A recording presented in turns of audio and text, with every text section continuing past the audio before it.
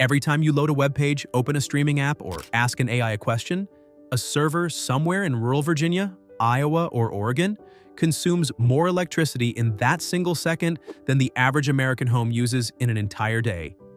But here's what nobody tells you. The companies building those servers aren't just buying electricity. They're buying the towns.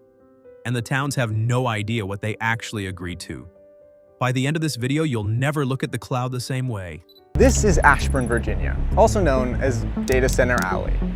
There are so many data centers. They're the physical infrastructure that enable us to zoom into class, watch a TikTok, bank online, or ask ChatGPT a question. Remarkably hard to get into. Let's start in Prince William County, Virginia. It's about 35 miles southwest of Washington, D.C. 15 years ago, it was a quiet, exurban county. Farms, commuter subdivisions, the occasional strip mall. Today, it is the data center capital of the world. A single stretch of land along Route 28 contains more concentrated computing power than any other place on Earth. The Prince William County Board of Supervisors will meet tonight to vote on a controversial plan to build massive data centers in Bristow. Some in the community are planning to hold a protest rally ahead of that meeting. Now it's massive data centers, and it's near homes, schools. Amazon, Microsoft, and Google have collectively poured over $35 billion into this one county. Data centers now cover more than 27 million square feet of floor space in Northern Virginia alone. That is roughly the size of 470 football fields, all of them humming, all of them drawing power, all of them quietly pulling water from the same aquifer that local residents drink from. And Prince William County didn't just let this happen. They competed fiercely to make it happen. To understand why, you have to understand how most people think the cloud works. When someone says their photos are in the cloud, they imagine something abstract, weightless, somewhere up there. The assumption is that digital infrastructure is fundamentally different from physical infrastructure, that it doesn't take up space, doesn't consume resources, doesn't have an address. It's just software running on software, somewhere invisible and irrelevant to the physical world. But the real system is completely different. Every file you store, every video you stream, every AI query you run lives on a physical server inside a physical building that sits on physical land.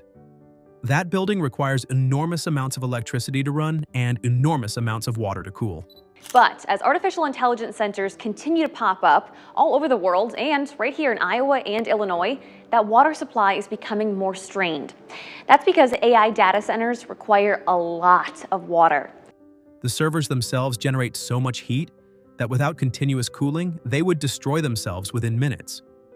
A single hyperscale data center, the kind Amazon or Google builds, can draw between 100 and 300 megawatts of power. To give you a sense of scale, 100 megawatts is enough electricity to power roughly 80,000 American homes. And the largest facilities are now pushing past 500 megawatts. Amazon alone has announced plans to spend over $150 billion on data center infrastructure through the end of the decade. These buildings are not abstract.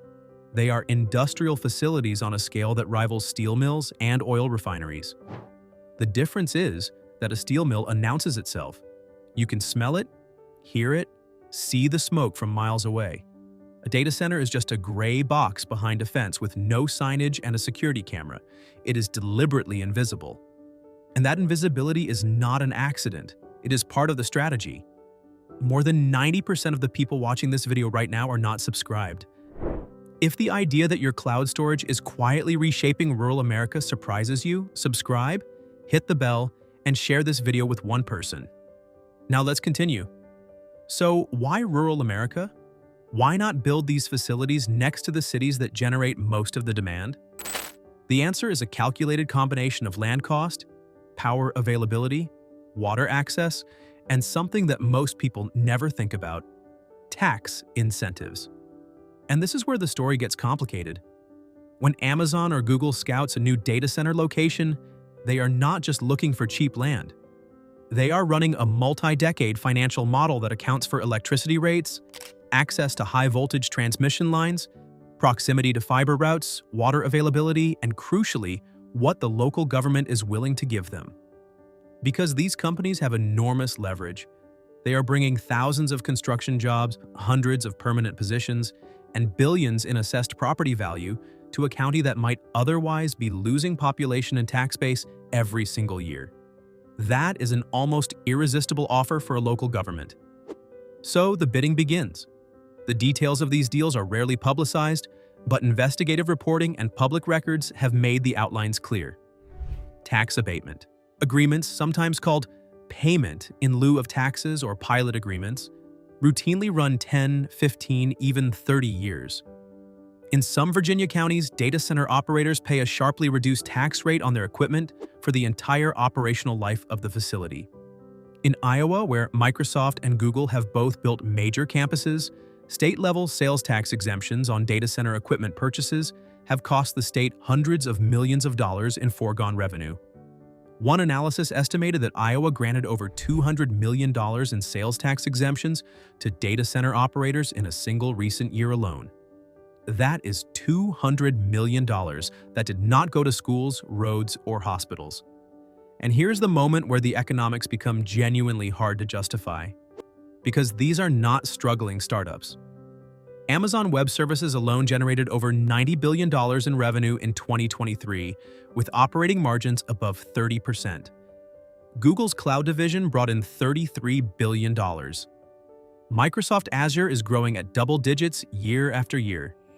These are among the most profitable businesses in human history, and they are sitting across the table from county commissioners in places like Mecklenburg County, North Carolina, and Story County, Nevada, and Wasco County, Oregon. Counties where the annual budget might be $40 or $50 million and where the negotiating team on the county side is often a single economic development director with no dedicated legal staff and no independent financial modeling to validate the numbers the company is presenting. It is not a fair fight, and both sides know it. But the tax exemptions are only half of the problem. The other half is power.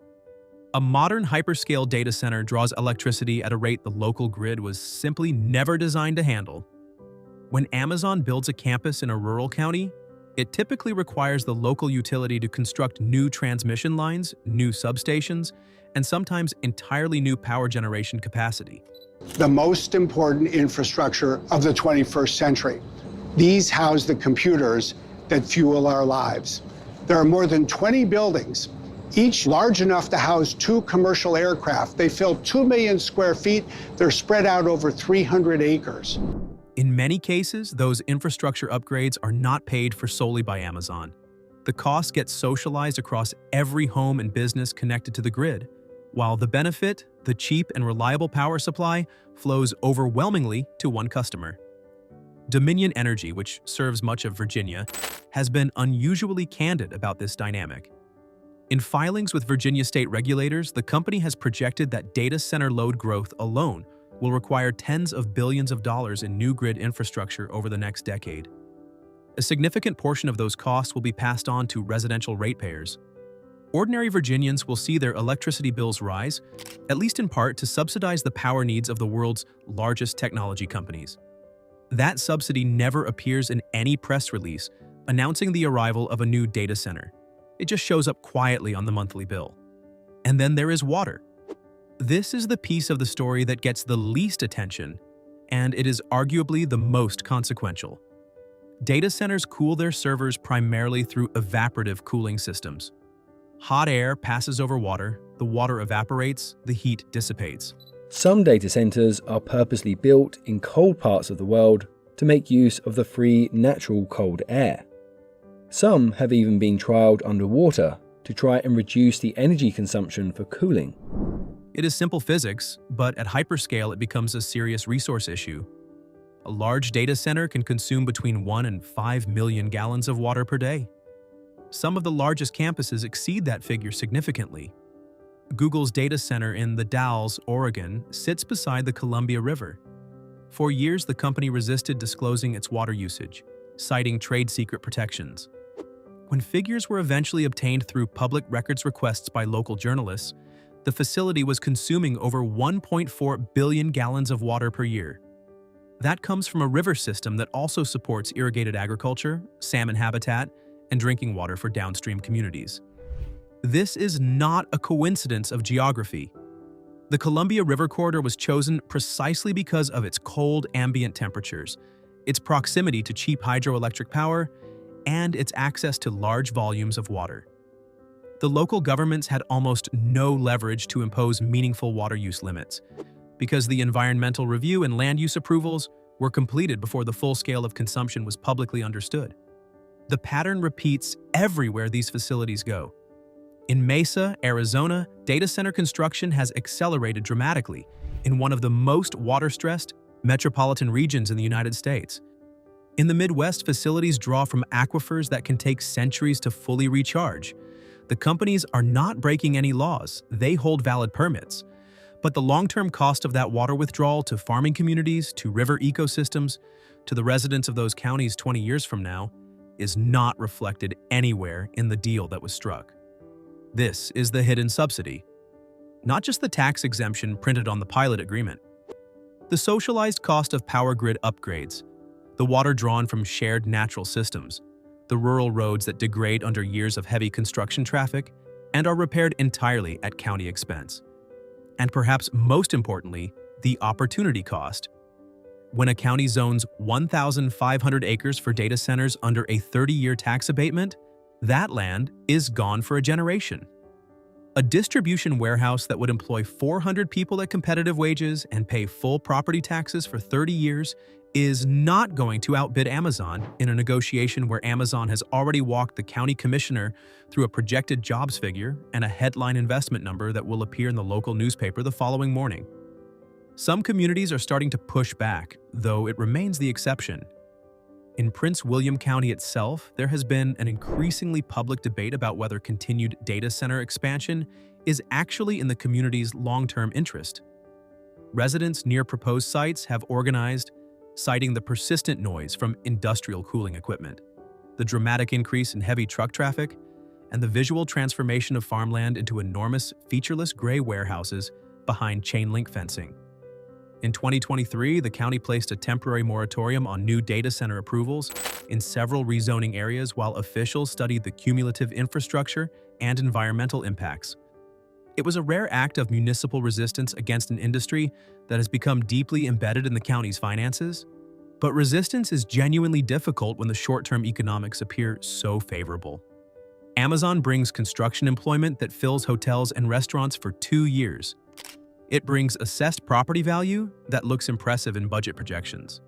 It brings the political credibility of being chosen by one of the world's most recognized companies. The long-term risk that a community becomes structurally dependent on discounted tax revenue from a land use that generates almost no local employment once construction ends is a harder story to tell at a county commission meeting. And that dependency compounds. Once a county has approved one facility and built its budget assumptions around it, approving the next one becomes the path of least resistance. And then the next. Until the entire identity of a place, its zoning map, its power grid, its water infrastructure, its long-term fiscal planning, is organized around the needs of companies headquartered thousands of miles away. This isn't just about data centers. This is about how the physical foundation of the internet gets built, and who pays for it, and who actually gets to decide. The cloud is not weightless. It has mass and heat and thirst, and it lands somewhere specific. The decisions about where it lands were made not by the communities that host it, but by financial models optimizing for decades of low operating costs. The counties that won those competitions thought they were attracting investment. What many of them actually attracted was a multi-decade obligation to support infrastructure they cannot control, for companies that will outlast every elected official who signed the original agreement.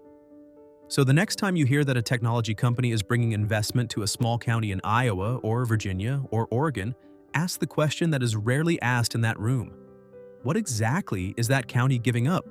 Who carries the cost when the tax exemption expires and the company has 3 more years left on a lease? And who benefits when the data center, having fully depreciated its equipment, quietly requests a renewal of the same terms it received the first time? The answer to those questions might permanently change how you think about where the internet actually lives. And in the next video, we are going to look at something even less visible than the data centers themselves. The undersea cables that connect them, who owns them, and why the geography of the ocean floor is quietly becoming one of the most contested spaces in geopolitics.